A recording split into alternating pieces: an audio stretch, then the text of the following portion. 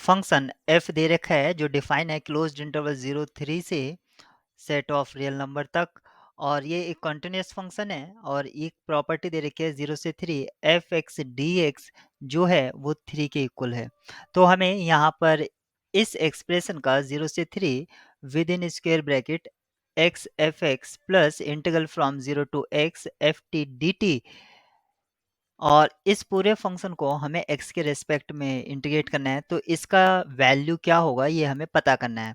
तो सबसे पहले हमें ये याद रखना है कि अगर कुछ a से b c प्लस डी इस तरह से अगर हमें एक्सप्रेशन दे रखा है और ये हमें मान लीजिए x के रेस्पेक्ट में इंटीग्रेट करना है, तो हम इसको लिख सकते हैं a से b c D x plus a से b d डी एक्स। इस तरह से हम इंटीग्रल साइन को डिस्ट्रीब्यूट करा सकते हैं। तो इस एक्सप्रेशन को फाइंड आउट करने के लिए सबसे पहले मैं इस इंटीग्रल साइन को डिस्ट्रीब्यूट करा देता हूँ, तो ये हो जाएगा 0 से 3 x f x d x plus 0 से 3 0 to x f t d t d x.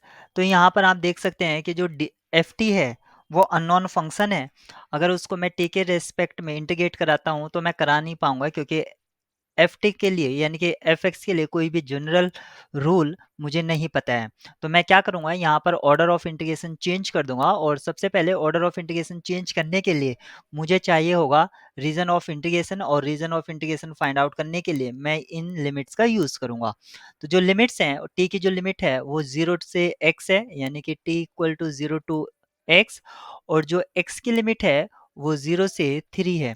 तो मैं यहाँ पर इस तरह से x y coordinate system draw कर लेता हूँ, और जो x की लिमिट है वो कहाँ से है, वो 0 से लेकर 3 तक है। तो मान लीजिए ये 0 से लेकर 3 ये वाला पॉइंट है, और जो t की लिमिट है वो 0 से लेकर ये t इक्वल टू 0 लाइन हो गया, और ये t इक्वल टू x ये वाली लाइन हो गई।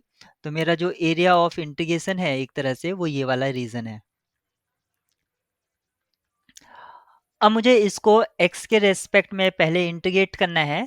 ये मेरी x एक्सिस है, तो मुझे इस तरह से एक स्ट्रिप काटनी होगी जो x एक्सिस के पैरेलल होगी, और इस स्ट्रिप की जो लेंथ है वो वेरी करेगी कहाँ से, x इक्वल टू टी से, और ये वेरी करेगी इस लाइन तक, यानी कि ये लाइन है हमारी 0। x इक्वल टू टी से x इक्वल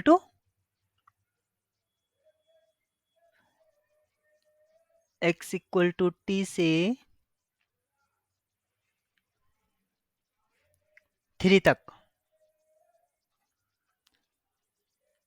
यानी कि x की लिमिट मुझे मिल गई है। अब मुझे करस्पॉन्डिंग लिमिट चाहिए दूसरे वेरिएबल की, तो और जो t की लिमिट है वो 0 से 3 है ही। अब मैं इसकी न्यू लिमिट को यूज करते हुए इस एक्सप्रेशन को रीराइट कर लेता हूँ। 0 से 3 फर्स्ट एक्सप्रेशन यानी कि जो फर्स्ट टर्म थी वो तो ऐसे ही रहा, और मैंने दूसरे इंटीग्रल को लिखा t और upper limit 3 F t d T, या इसको एफ डी एक्स लिख लीजिए और डी टी आउटसाइड, और जो t की लिमिट है t की लिमिट रहेगी 0 से लेकर 3 तक। इस तरह से हमने इस एक्सप्रेशन को लिखा।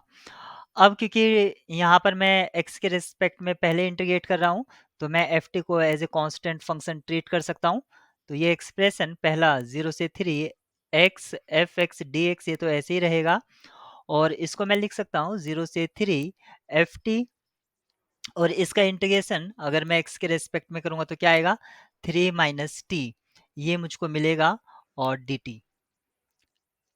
अब मैं इसको यहाँ पर फर्स्ट फंक्शन ऐसे ही प्लस इसको मैं लिख सकता हूँ 0 से 3 F t d T plus, या यहाँ पर आप माइनस यूज कर सकते हैं 0 से 3 T F t d t, और ये जो फर्स्ट एक्सप्रेशन है मैं इसको भी लिख लेता हूँ 0 से 3 x f x d x.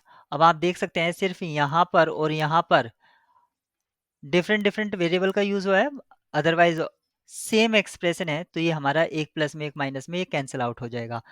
हमारा फाइनल जो एक्सप्रेशन बचा है वो बचा है 0 से 3 और 3 एफ टी डी टी और हम जो है इस 3 को आउटसाइड लिख सकते हैं और ये हो गया 0 से 3 एफ टी डी टी। और इसका जो एक्सप्रेशन है यानी कि हमें यहाँ पर वैल्यू दे रखी थी 0 से 3 एफ एक्स डी एक्स। इस तरह से हमें ये वैल्यू दे रखा था, ये वैल्यू जो था वो 3 था। तो 3 इंटू 3 यानी कि हमें फाइनली वैल्यू 9 मिल गया। इस का वैल्यू